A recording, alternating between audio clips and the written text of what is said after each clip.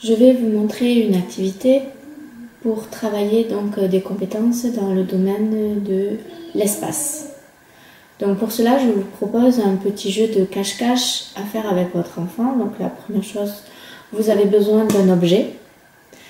Alors attention, je préviens, ne choisissez pas un objet auquel vous tenez trop parce qu'il est possible que votre enfant cache l'objet, n'arrive pas à vous expliquer où il est et n'arrive pas à le retrouver après.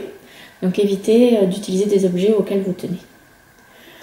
Donc pour cette activité, donc la première chose que vous allez faire, ça va être à vous de cacher l'objet quelque part dans la maison et à expliquer à votre enfant en parlant où est-ce qu'il est caché. Donc par exemple, ça peut être j'ai caché cet objet à l'intérieur de ta chambre sur la chaise de ton bureau.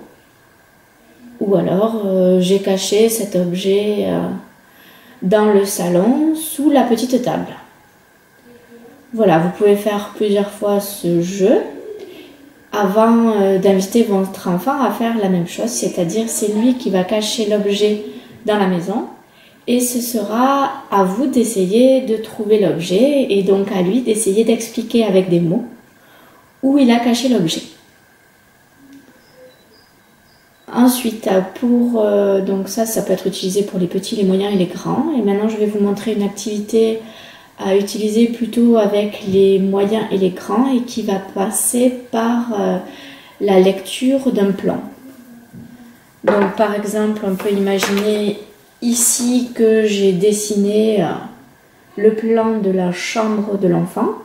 Donc vous pouvez vous amuser à faire un plan soit d'une pièce, soit de la maison entière. Si vous avez donc des enfants plus grands à la maison, vous pouvez leur demander à eux de dessiner le plan de la maison.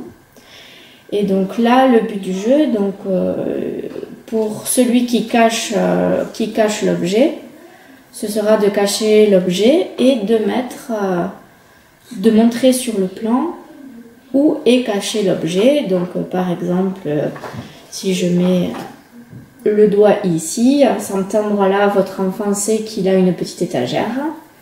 Il va essayer de trouver l'objet qui a été caché.